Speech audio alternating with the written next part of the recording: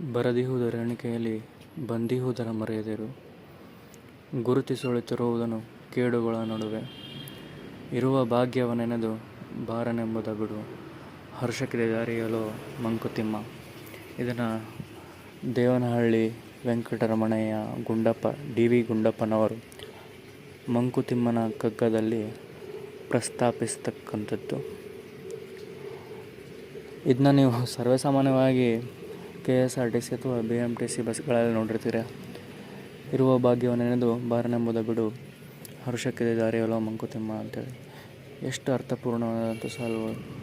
ನಮ್ಗೆ ನೋಡೋಕೆ ಏನು ಇಲ್ಲ ಅಂತ ಅನಿಸ್ತದೆ ಒಂದಿಷ್ಟು ಸಾಲುಗಳು, ಬಟ್ ಅದನ್ನ ನಾವು ಜೀವನಕ್ಕೆ ಅಳವಡಿಸ್ಕೊಳ್ಳೋಕೆ ತುಂಬಾ ಕಷ್ಟ ಅನ್ನಿಸ್ಬಿಡ್ತೈತಿ. ಅಷ್ಟು ಈಸಿ ಕಾಣಲ್ಲ. ನಮಸ್ಕಾರ ಎಲ್ಲ ದೊಡ್ಡ ಮಂದಿಗೆ. ಇವತ್ತು day 42 of 100 days 100 push-ups challenge ಆಗಿದ್ದಕ್ಕೆ ಎಂದಿನಂತೆ ನಾವು 100 ಪುಷಪ್ಸ್ ಹೊಡೆದು ಅದಾದ ನಂತರ ಬ್ಯಾಕ್ ವರ್ಕೌಟ್ ಮಾಡಬೇಕು ಅಂತ ಅನಿಸುತ್ತಿತ್ತು. ಸೊ ಪುಲಪ್ಸು ಹೊಡೆಯಕ್ಕೆ ಸ್ಟಾರ್ಟ್ ಮಾಡಿದೆ. ಮುಂಚೆ ಪುಲಪ್ಸ್ ಒಂದು ಸೆಟ್ ಒಳಗೆ 10 ಹೊಡಿಬಿಡ್ತಿದ್ದೆ, ಬಟ್ ಈಗ ಅಷ್ಟು ಆಗ್ತಿಲ್ಲ. ಯಾಕಂದ್ರೆ ಗ್ಯಾಪ್ ತುಂಬಾ ಆಗಿಬಿಡ್ತು ಮತ್ತು ವೇಟು ಸ್ವಲ್ಪ ಇನ್ಕ್ರೀಸ್ ಆಗಿದ್ದಕ್ಕೆ ಗ್ರಿಪ್ ಸ್ಟ್ರೆಂತು ಕಳ್ಕೊಂಡೈತಿ.